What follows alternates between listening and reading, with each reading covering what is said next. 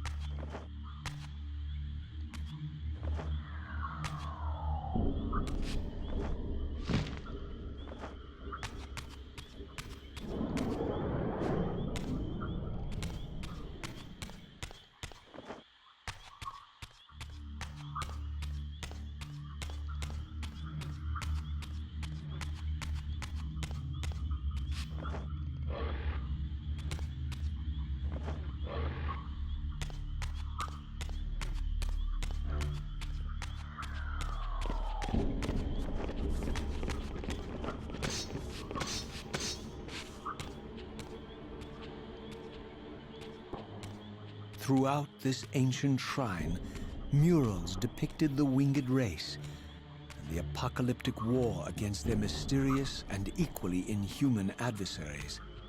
These winged beings, it seemed, were not only the architects of the pillars, but of this enigmatic place as well. And just as in the pillar's chamber, this shrine was adorned throughout with imagery of the Reaver, depicted with the reverence of a holy icon.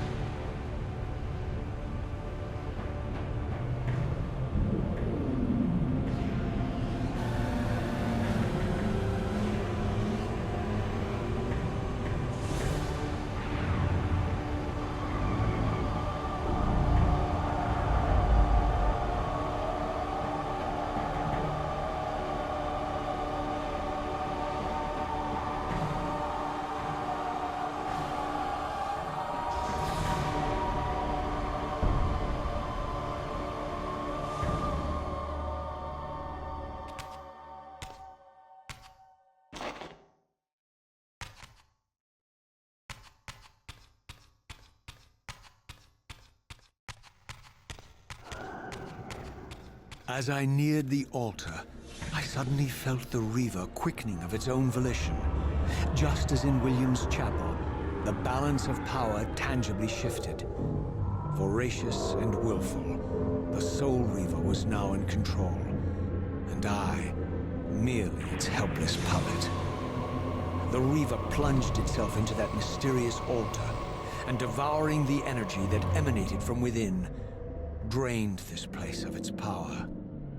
Thus sated, the Reaver released me, and I realized as I recovered control that these ancient shrines were forges, each purpose-built to enhance the Reaver with elemental power.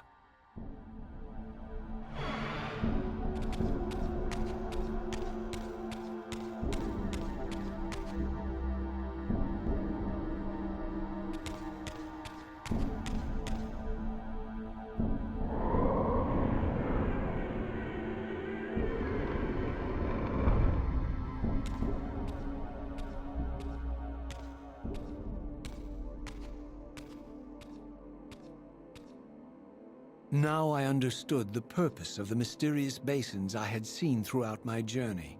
They were elemental fonts, each attuned to a fundamental essence. When I forged the blade, every font in Nosgoth with the same elemental attunement was simultaneously quickened. The Reaver's enhancements were never permanent, but these fonts enabled me to re-imbue the blade by bathing it in the elemental energy distilled therein.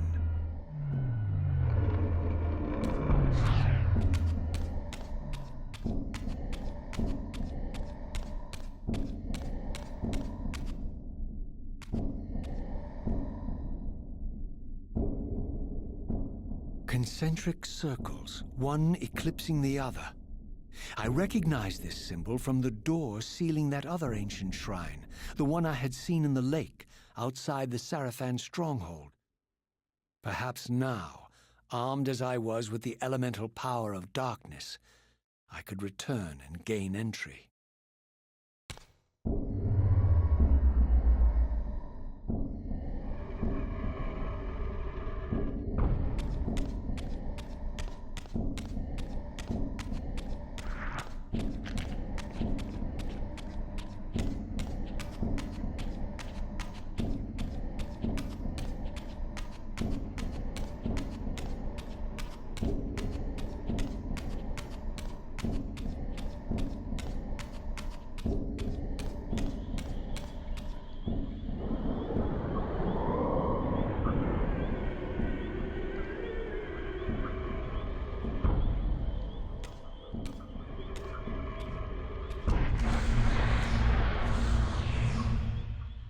You're a ragged excuse for a savior. Vorador. I see my reputation precedes me. It does. All good, I hope? I've been watching you since you emerged from that accursed stronghold. Strange that your arrival coincides with the corruption of the Pillars. But I'm wondering, are you the catalyst of these events? Or the answer to them? I don't know what you mean. I will speak plainly then. I distrust your origins, stranger. Seeing you crawl from the putrid depths of Mobius's keep makes me question your purpose here. And what should I make of your appearance? Not human, clearly, and more demon than vampire. And the Pillars. It is no mere coincidence that your arrival in that clearing heralded the Pillars' decay. And so I ask you plainly, are you the instrument of the Pillars' destruction or their salvation? Neither. Very well. Let us look at the other side of the coin. I have followed your journey and watched as you blithely unlocked secrets that have been sealed and forbidden for thousands of years. The path you have been treading is open to only one being. You don't know what you are, do you? I have been many things. If you find me ignorant, enlighten me. What's the point? This world is beyond redemption. Let the human cattle have it. I would expect better than meek capitulation from you. Centuries of persecution have taught me well. 500 years ago, our race was nearly exterminated by the fanatical crusades of the Seraphan. And now the same sick drama unfolds again. In merely a decade, Mobius's cutthroat citizen army has nearly accomplished what the Seraphan could not. Vampires meddling in the affairs of men. Look where it's brought us. What am I to make of these secrets I've uncovered, then? The depictions of the winged race, the pillars, and the Reaver. Fairy tales, boy. The delusions of an ancient culture clinging to hope long after the world had discarded them. Their bloodline trickled away, until only one of the ancients remained, sustained solely by obligation and his unfaltering faith in the old prophecies. But you see, even if you are who you appear to be, it no longer matters. You're simply too late. Janos Audron, the Reaver Guardian, the last of the ancients, and my maker, was murdered by the Seraphan nearly 5 centuries ago. He alone would have the answers you seek, but his secrets died with him. I don't know how you've come even this far without his guidance, or without the Reaver, stolen these 500 years ago by the Seraphan. I'm afraid, my friend, that you and all of us are out of luck. I had no less reason to trust Vorador than anyone else I had met. In fact, the ancient vampire was the most forthright being I had encountered thus far. If Janos Audron was the key to all this, then I would find him, and Mobius's time-streaming device would provide me passage. But first, I had to find a way back into the stronghold, and I suspected I would find the means within the lake's mysterious shrine.